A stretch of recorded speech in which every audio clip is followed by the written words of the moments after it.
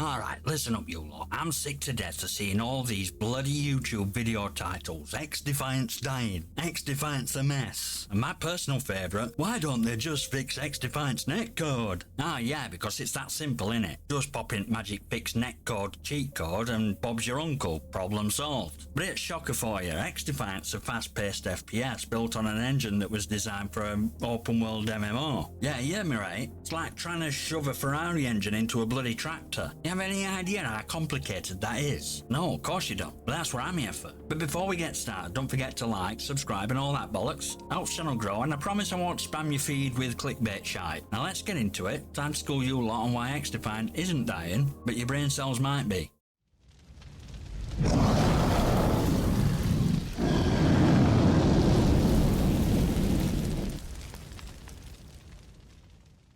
Alright, class is in session, so grab your notebooks if you've got attention span for it. Let's start with the basics, the so-called mess that is XDefiant. Now some of you out there seem to think that just because game doesn't have polish of a AAA title on launch day, it's doomed to fail. And that, my dear internet warriors, is absolute bollocks. Let's talk about this bloody netcode everyone's losing the marbles over. XDefiant runs on Snowdrop engine. You know, the same engine that was designed for Tom Clancy's Division, an open world MMO engine repurposed for a fast-paced arena shooter. Think of it like trying to race Usain Bolt while wearing a suit or armour. It's not impossible, but you're gonna need more than just a bit of WD-40 and some duct tape to make it work. The open world MMOs are built to handle vast landscapes, countless NPCs, and a player base that's spread out like a buttered Yorkshire pudding. For XDefiant, trying to squeeze all that power into a tightly wound arena, where every shot, every movement needs to be faster than a whippet on Red Bull. So yeah, netcode isn't perfect. It's a bit like asking a sumo wrestler to do ballet. It's going to take some time to get right, but it's the thing, they're working on it. Devs aren't sitting around twiddling their thumbs. They know what needs fixing and they're on it. So maybe instead of whining about it on Twitter, you could try a bit of patience. It's a virtue, I'm told.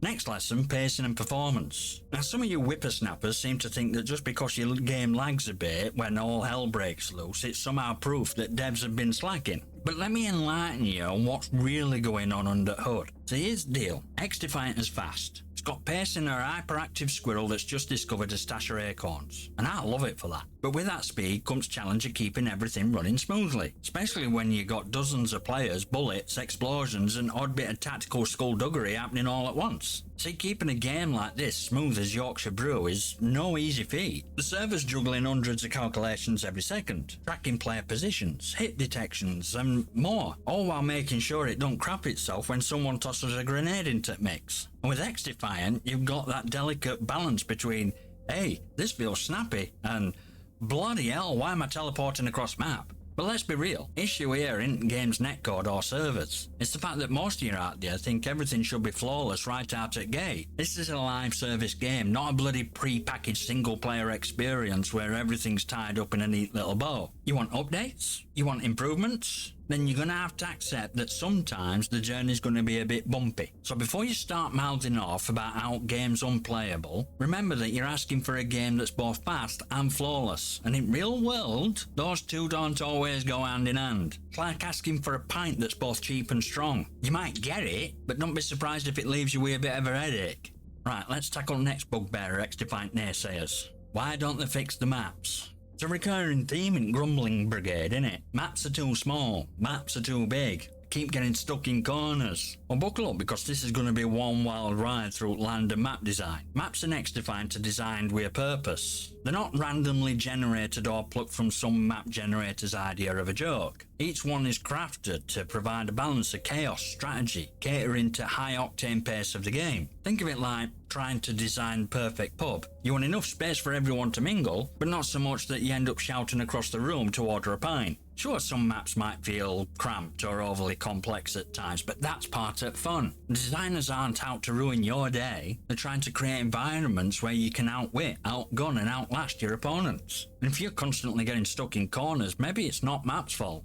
Maybe it's your uncanny ability to find every single dead end like you're magnetically drawn to them. And let's talk about adaptability. It's a skill, not a death sentence. If you're struggling with a particular map, maybe it's time to rethink your strategy rather than screaming for a redesign. Maps evolve, strategies evolve, and if you're not evolving with them, you're going to be left behind faster than a snail at a speed dating event. Plus, devs aren't just sitting on their hands. They're collecting data, listening to feedback and tweaking things as they go. So before you fire off another rant about how the maps at root are evil, consider this. Maybe you just need to spend a little more time learning the lay of the land before calling for a complete overhaul. Maps are like a well-worn pair of boots. They might need a bit of breaking in, but once you're used to them, they'll take you wherever you need to go. And if you're still tripping over them, well, maybe it's time to start polishing your skills instead of polishing your complaints.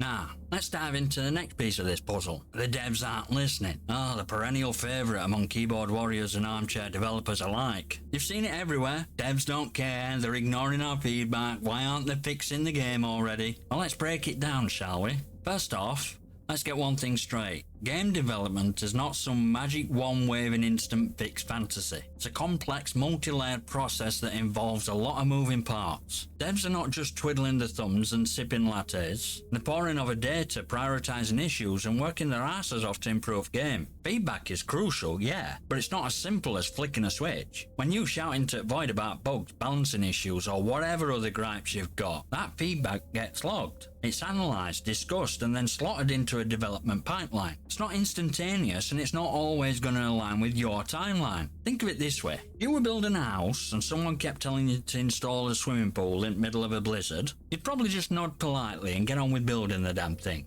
Similarly, devs have to balance immediate fixes with long-term improvements, all while managing their resources and timelines. And let's not forget, devs do listen. They're human, not omniscient gods. They take in feedback, weigh it against bigger picture, and make adjustments as to go. The game you're playing now is result of countless hours of hard work, adjustments and fine-tuning. So before you launch into another tirade about how they're not listening, maybe take a moment to consider that they're doing their best in sea of feedback, and that fixing one thing might lead to a cascade of other issues. Game development is a marathon, not a sprint. And while it's tempting to think that throwing a fit will speed things up, reality is that thoughtful, constructive feedback and patience will get you much further.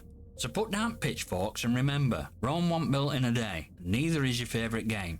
Right, I hope you're all a little less inclined to jump off deep end with your criticisms and maybe, just maybe, have a bit more understanding of the complexities behind XDefiant's development. It's not perfect, but it's not apocalypse either. So if you've enjoyed this rant and want more of the same, or if you just want to see if I can be even grumpier, don't forget to smash that like button, hit subscribe and leave a comment below with your thoughts and gaming stories. I might just feature them on channel. And remember, the more you engage, the more I get to rant. It's a win-win. I'll see you next time, you magnificent